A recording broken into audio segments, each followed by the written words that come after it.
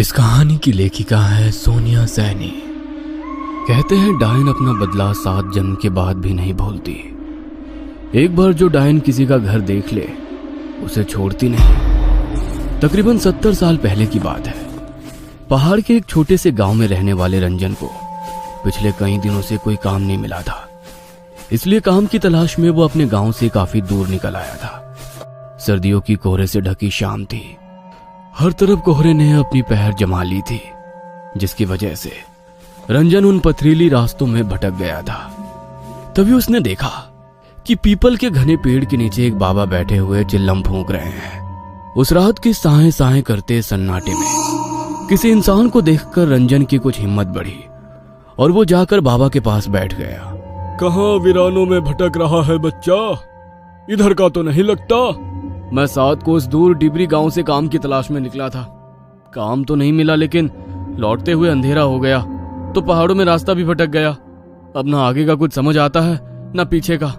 ऊपर से ये ठंड खून जमा रही है और डर और घबराहट से दिमाग काम नहीं कर रहा है बाबा। पहाड़ों में ऐसे दिन ढले वीरान रास्तों पर निकलना ठीक नहीं होता।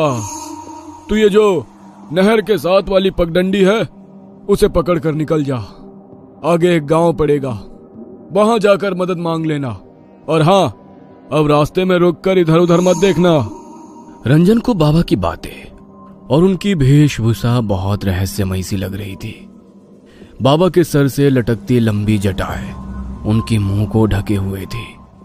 हाड़ कपाती ठंड में उनके शरीर पर नाम मात्र के कपड़े थे और आंखों में इतनी सुर्खी थी कि देखकर कोई भी डर जाए। ठंड से परेशान है बच्चा? ये ले, 2 कश भर ले, थोड़ी राहत मिल जाएगी। रंजन पहले से ही बहुत घबराया हुआ था। इस समय उसे बाबा की कही बातों को मानने के अलावा कोई और चारा नजर नहीं आ रहा था। थोड़ा सा कुचाते हुए उसने हाथ आगे बढ़ाया और चिल्लम बाबा के हाथों से लेकर 2 गहरे कश खींच लिए। अपनी बात कहने के बाद बाबा फिर से सर झुकाकर अपनी चिल्लम सूखने में व्यस्त हो गए। रंजन कुछ पल वहीं खड़ा रहा और फिर चुपचाप बाबा के बताए रास्ते पर आगे बढ़ने लगा। जैसे जैसे वो आगे बढ़ रहा था, पास के जंगल से आती जंगली जानवरों की हो की आवाज से उसके बदन में डर की झुरझुरी सी दौड़ रही थी। अचानक उसे अपने पीछे किसी के कदमों की पात चाप सुनाई पड़ने लगी। इतने सुनसान रास्ते में अचानक कौन मेरे पीछे पीछे चल रहा है? किंतु बाबा ने कहा था मुझे पीछे मुड़कर नहीं देखना है। क्या करूं, कुछ समझ में नहीं आ रहा। रंजन अभी कुछ समझ पाता कि उसे अपना नाम सुनाई दिया। रंजन, रंजन, इतनी जल्दी मेरी आवाज भूल गया? अपना नाम सुनकर रंजन ने चौंक कर पीछे मुड़कर देखा तो उसे अपने ठीक पीछे वही बाबा दिखाई देते हैं। आओ, मैं तुम्हें ये रास्ता पार करा देता हूँ। तुम्हें डर लग रहा था ना? बोलो, कहाँ तक जाओगे? लेकिन अचानक से बाबा यहाँ कैसे आ पहुंचे और उन्हें कैसे पता मुझे डर लग रहा है? लगता है तुझे मेरी मदद की जरूरत नहीं। नहीं, ऐसी बात नहीं है। बस मेरा कोई ठिकाना नहीं बाबा। काम की तलाश में निकला था। रात में किसी गांव में डेरा लगा लूंगा, सुबह फिर काम ढूंढने निकलूंगा। इस रास्ते से दाएं घूम जाना, आगे एक जंगल दिखाई देगा। वहां पर एक बूढ़ी रहती है। किसी विश्वास के आदमी को ढूंढ रही है जो उसके बंगले की मरम्मत कर दे। बदले में तुम्हें अच्छे रकम दे देगी, लेकिन उसकी एक शर्त है कि बस अपने काम से काम रखना होगा। घर में किसी सामान को हाथ नहीं लगाना है और बूढ़ी से कोई सवाल भी नहीं करना है। एक और बात का ख्याल रखना, बूढ़ी औरत के पीछे जाने की गलती कभी ना करना। मुझे बस काम मिल जाए, इसके अलावा मुझे उस बूढ़ी से कोई मतलब नहीं। आपका बहुत बहुत धन्यवाद बाबा, लेकिन इतनी रात गए क्या वहां जाना सही रहेगा? तुम जाओ, वो बुढ़िया रातों को सोती नहीं है। तुम्हें वो तुम्हारा इंतजार करती मिलेगी।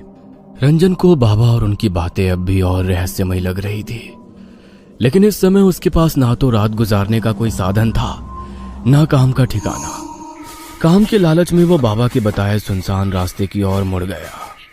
कुछ देर बाद उसे एक पुराना सुनसान सा बंगला दिखाई दिया। बंगले को देखकर ऐसा लगता तो नहीं कि यहाँ कोई रहता होगा। जैसे ही रंजन बंगले के दरवाजे के सामने पहुंचता है, वो दरवाजा खुद ब खुद खुल जाता है और उसके सामने काले घाघरे और चुनरी से मुंह छुपाए एक बूढ़ी दिखाई देती है। कौन हो? यहाँ क्या करने आए हो? माई, आपको मिस्त्री की जरूरत है? मैं आपका काम पूरा कर दूंगा, बस काम की तलाश में यहाँ आया हूँ। हाँ ठीक है, मुझे ज्यादा सवाल करने वाले लोग पसंद नहीं। बातें नहीं, बस काम पर ध्यान देना। जी समझ गया। और मेरी दिहाड़ी? पैसों की तू चिंता मत कर, तेरी इच्छा से ज्यादा ही मिलेगा। बूढ़ी उसे अपने साथ बंगले के अंदर ले जाती है। अंदर का माहौल कुछ अजीब था। पूरे घर में अजीबो गरीब सी चीजें दिखाई दे रही थी। जगह जगह छोटे छोटे आईने लटके दिखाई दे रहे थे और उन आईनों के साथ अलग आकार की काले कपड़े से बनी गुड़िया लटकती हुई दिखाई दे रही थी। उन सभी गुड़ियों को देखकर रंजन को कुछ अजीब सी सिहरन महसूस हो रही थी। काली गुड़िया की आंखों के आसपास लाल रंग टपकता दिखाई दे रहा था, जिससे वो बहुत भयानक दिखाई दे रही थी। ये घर कुछ अजीब सा क्यों महसूस हो रहा है मुझे? इतने अजीबोगरीब सामान। लेकिन बुढ़िया ने कहा है कि कोई सवाल नहीं करना है, इसलिए अपने मन की शंका मन ही में दबाए रंजन बंगले के उस भाग में पहुंच जाता है जहां पर उसे मरम्मत का काम करना था। बुढ़िया ने उसे रात में ठहरने को एक कमरा दिखा दिया और अगले ही दिन से काम शुरू करवा दिया। इस आंगन को खोद कर यहाँ पर एक पक्का कुआं बनाना है। कर पाओगे? मेहनत का काम है। और हाँ, इसके आसपास चारों ओर दीवार बनाकर घेरा भी करना है। रंजन खुशी खुशी काम करने के लिए तैयार हो गया था। दिन भर बिना मुंह से चूं की भी आवाज किए वो अपने काम में लगा रहता। बदले में बुढ़िया उसे दुगनी मजदूरी और दोनों टाइम का खाना खिला देती। एक सप्ताह के बाद काम पूरा हो गया। ये ले तेरा हिसाब। डिमरी गांव से आया है ना तू? हाँ, डिमरी से ही आया हूँ, लेकिन आपको कैसे पता? रंजन की बात सुनकर बुढ़िया ने गुस्से से उसकी ओर देखा। बोला था ना कोई सवाल नहीं।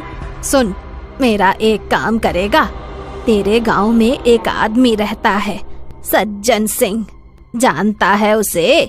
नहीं, जानता तो नहीं हूँ, लेकिन उसकी गांव में एक बड़ी दुकान है, इसलिए नाम सुना है उसका। मेरा दूर का रिश्तेदार है, उस तक कुछ सामान पहुंचाना है। तुझे इस काम के बदले मैं थोड़े पैसे और दे दूंगी। अरे गाना। रंजन खुशी खुशी बुढ़िया का सामान पड़ोस के गांव तक पहुंचाने को तैयार हो जाता है। बुढ़िया ने एक पोटली बांधकर उसे थमाई और कुछ पैसे देकर विदा कर दिया। रंजन ने एक सप्ताह काम करके अच्छा धन इकट्ठा कर लिया था। पोटली लेकर वो सज्जन सिंह के घर पहुंच जाता है। जी, क्या आप ही सज्जन सिंह हो? और सज्जन सिंह के लिए ये सामान उनकी किसी जानने वाली ने भिजवाया है। कहाँ से आए हो? किसने भिजवाया है?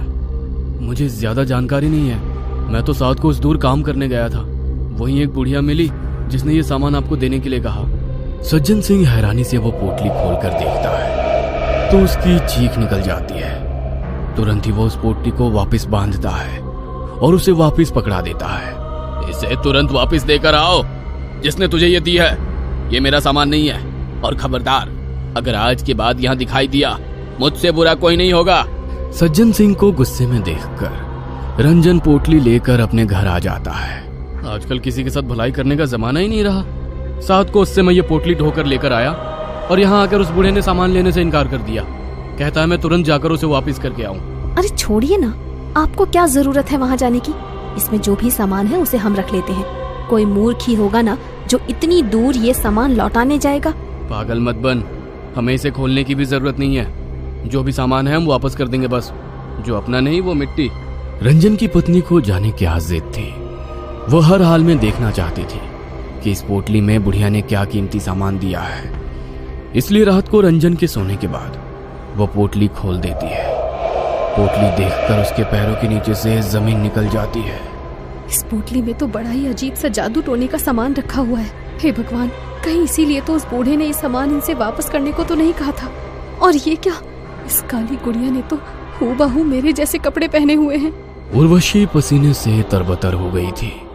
अगली सुबह, सुनिए जी, ये पोटली उस बुढ़िया को वापस देकर आइए, और चाहे जो हो जाए आप वहाँ एक पल को भी ठहरना मत। तूने ये पोटली खोली थी क्या? नहीं नहीं, मैंने कुछ नहीं देखा, बस तुम ये वापस देकर आओ। रंजन वो पोटली लेकर घर से निकलकर अभी कुछ ही दूर पहुंचा था कि सज्जन सिंह के घर से रोने की आवाजें सुनाई दी। अरे भाई, बड़ी बुरी मौत हुई सज्जन काका और उनकी पत्नी की। लगता है किसी ने मारकर फांसी पर लटका दिया हो। लेकिन हैरानी की बात तो ये है कि कमरा अंदर से बंद था। ऐसा कैसे हो सकता है भला? भाई मुझे तो कुछ ऊपर का चक्कर लग रहा है। ये किसी इंसान का काम नहीं हो सकता। हालत देखी थी दोनों की, पूरा शरीर ऐसे मरोड़ा हुआ था जैसे कोई कपड़े की गुड़िया को मरोड़ता है। रंजन को गांव वालों की बात सुनकर एक झटका सा लग गया था। एक के बाद एक उसे सज्जन सिंह की कही हुई बातें और पोटली देखने के बाद डर से सफेद पड़ा चेहरा याद आने लगा। ना जाने क्या पहेली है इस पोटली की। कल मैंने ये पोटली दी और आज सुबह उसकी मौत हो गई। रंजन तेजी से बुढ़िया के बंगले की ओर बढ़ा जा रहा था। आज जब वो बंगले के सामने पहुंचा तो पाया बंगले के दरवाजे पर एक ताला लटक रहा है और बंगला भी उसे कुछ ज्यादा ही सुनसान सा नजर आया। रंजन अब इस बंगले और बुढ़िया का सच जानना चाहता था, इसलिए वो ताला तोड़कर उसके अंदर घुस जाता है। अंदर का नजारा देखकर उसकी आंखें आश्चर्य से फैल गई थी। बुढ़िया के कमरे में 3 नई काली गुड़िया लटकी हुई थी और उसमें से एक गुड़िया के कपड़े उसे कुछ जाने पहचाने नजर आ रहे थे। रंजन घबराकर उस बंगले से निकलकर बाहर सड़क की ओर आ जाता है। भाई कुछ पता है ये बुढ़िया कब तक लौट कर आएगी? रंजन की बात सुनकर उस आदमी ने उसे ऊपर से नीचे तक घूरते हुए कहा, पागल है क्या भाई? ऐसा क्यों कह रहे हो भैया? क्योंकि यहाँ कोई नहीं रहता। 50 साल से लटका है ये ताला। और हाँ, भूत बंगला है ये। रात के समय भटकना भी नहीं उसके आसपास। हाँ। उस आदमी की बात सुनकर रंजन की रीढ़ में ठंडक दौड़ने लगी। क्या? भूत बंगला? भाई मेरे दादा कहते थे किसी डायन का बंगला है ये। इसमें वो तरह तरह के टोटके टोना किया करती थी। एक तांत्रिक था जिसने इस डायन की चोटी काट कर इसे जला दिया था। तब से ये बंगला ऐसे ही पड़ा हुआ है। कहते हैं आज भी रात के समय इस रास्ते से गुजरने वाले लोगों को वो डायन दिखाई दे जाती है और उस तांत्रिक का पता पूछती है।